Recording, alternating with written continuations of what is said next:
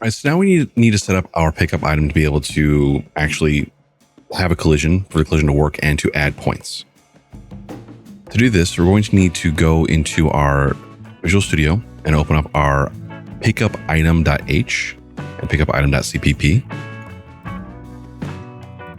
And we're going to need to create a variable for the amount of points to add.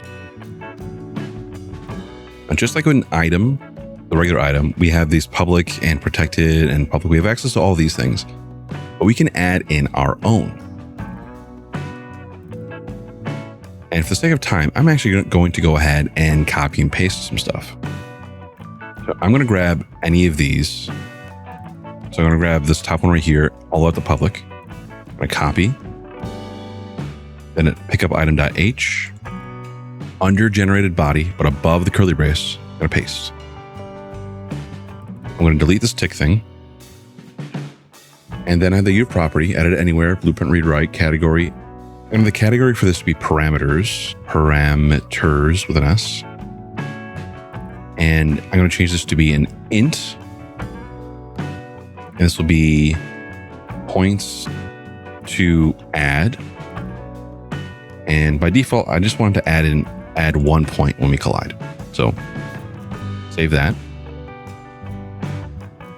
And then I'm going to actually close Unreal and do a recompile.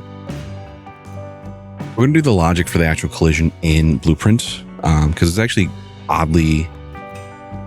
it's actually really complicated to do it in C++. And for time, we're going to just kind of prototype this out in Blueprint, and we can always add in the collision properly later. Now, with our scene open back up, I'm going to open up BP Pickup Item. And here I have parameters, points to add. Right there, 1. Cool. What do we actually do with this? We're also going to need our BP PlayerBall open as well. So in BP PlayerBall, I had this stuff where we did the update health and update score. Leave that alone. Here where I have the R test thing, delete that. We want our BP PlayerBall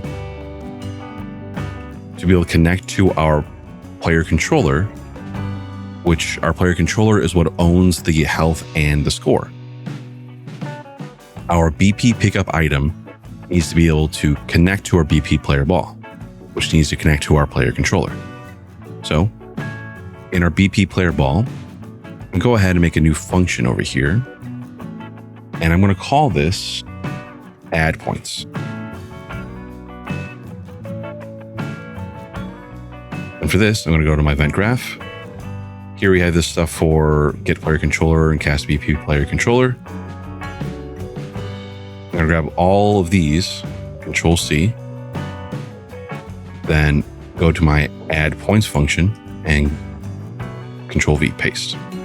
I'm going to take my update health and get rid of that, and then reconnect update score. Then connect add points there.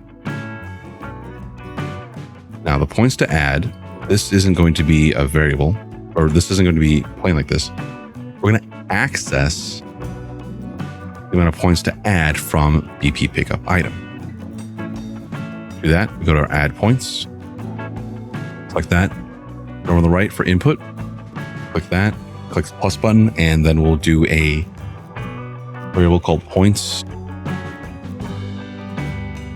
to add. You can put spaces here. And this will be an integer. Then we'll connect points to add here.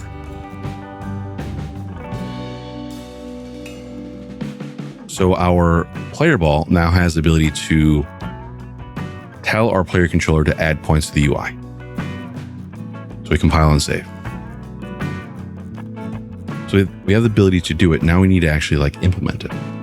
Now I'll go to my BP Pickup Item and then look for event actor begin overlap. This down. And then we'll say other actor, we'll drag from other actor, and we'll do cast to BP PlayerBall.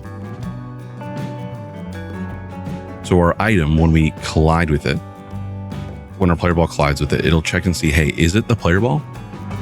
If yes, then as BP player ball, we will add points.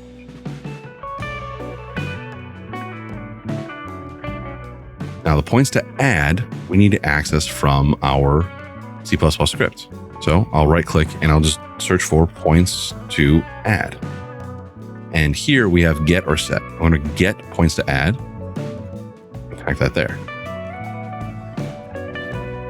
So we're accessing this variable that is inside of our C++ inside of Blueprint. Now if I hit compile and save and press play, I run into one of these cubes, it should give me points. Yeah, I have 6, 7, 9. So it does work. I'm getting points. But the items don't go away. We also start out with 5 points, which we don't want. So I'll go to BP player ball, event graph, and I'm going to set the update health, lose health to 0, and then update score, lose points to add to 0. Leave those there. It's just to make it so the UI works. I'll save that. And then go to BP pickup item. Then after we add points, we want to destroy actor. So when we run into the pickup, it will destroy that item. Now we have a pickup. Hooray. Okay, so good progress.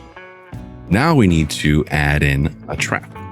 To do that, we're going to go to C++ classes, open this up, open that up, and I'm going to grab item, and right click, create C++ class derived from item, and I'll call this one trap item. The trap item is going to take away health when we hit it. So go do that, click on create class. Then I'm going to click reload all in Visual Studio, close Unreal, and now we have BP trap item. .h and .cpp. So we have both. Now we're going to do the pickup item and trap item pretty similar. So go to my pickup item, and here I have the variable for points to add. I'm going to copy this stuff, go to trap item.h, and I'm going to paste down here. Instead of points to add, it'll be health to lose. Set that at 1. And all of the work we did with our item.h and item.cpp, all that carries over. We just create a new item already. So if we compile and save, most of the work's already done. Now, trap item is showing up in my C++ folder.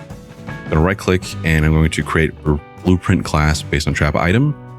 And I'll put it in the blueprints folder and I will call it BP_trap item.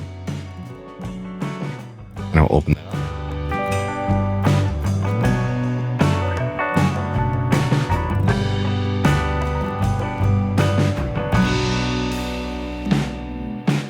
I compile and save this now. I see that in here, if I search for health, I have health to lose 1.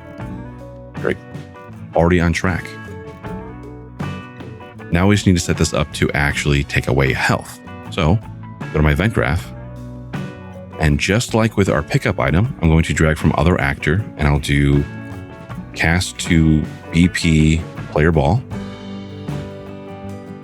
Then as player ball, well, I need to have the ability to lose health. So I need to actually open up my player ball blueprint and I need to add a function for lose health. So I have one for add points. I need one to lose health. So I'm going to go ahead and create a new one. I'll do lose health. I'm going to go to my add points script or blueprint, and I'm going to copy and paste. Copy, and then go to lose health and paste.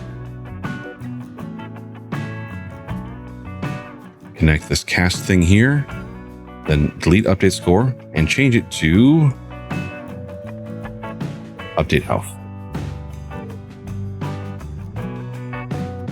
Now if I go to my lose health function, purple thing right there, click input plus, and I'll call this health to lose, and it's going to be an integer.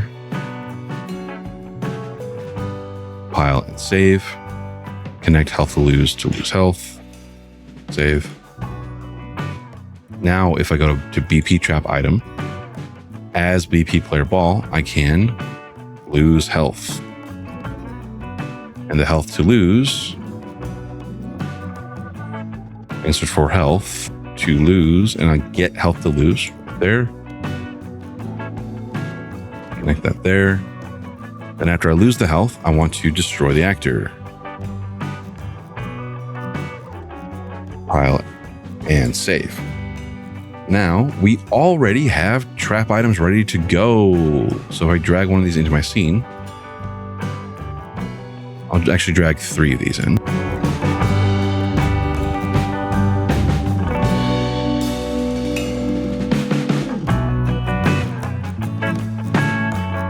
Play, and they don't move, but I didn't set them up. I did not set them up to move. But now I can pick these up, and when I lose 3 health, boom, game over. I restart game, and the game doesn't restart yet properly, but we'll get there. So I do want my trap items to move. So I'm going to go into the event graph. Now from event tick, I'm going to drag off and do add actor world offset. Then I'll break delta rotation and destruct pin. Then right click and search for transformed sine. Actually, I'll do transform cosine for this, because why not? And then set that as the thing for Z. Pile and save. And now I have my trap items, and they jiggle a little bit. Not enough. So I'm going to make this a bit more extreme. I'll change the amplitude up to 1. Speed to 7. And then I'm actually going to mess around with this a little bit more. And I'm going to do a transformed sine for the delta x. Let's see what that does. Pile and save. So they now kind of rotate. They have a different kind of motion, which differentiates it from the pickups. So if I go to my blueprints folder, world stuff, I'm going to open up BP HUD. And in here, I have this thing for game over screen where it will add the widget, add a viewport. Then it has a set mouse cursor and set input mode UI only. We need to actually do something very similar to this inside of our BP PlayerBall.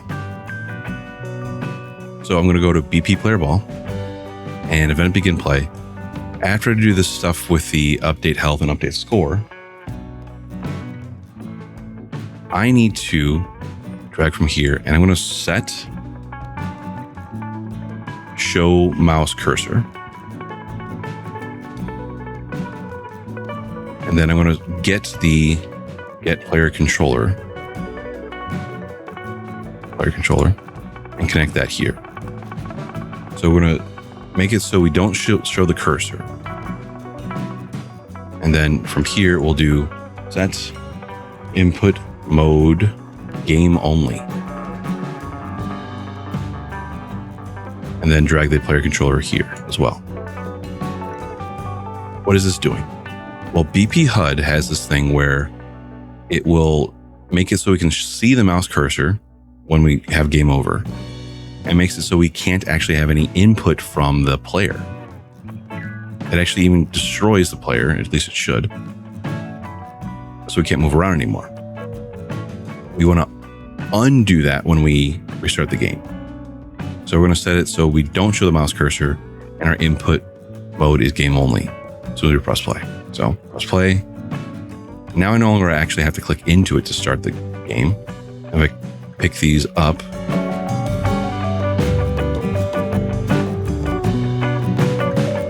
game over. And I can see I have my mouse. I can control and go to my button, restart game. And now I can move again. So we now have the ability to restart our game. Great. Things are coming along. So that's going to be it for this one. Thanks.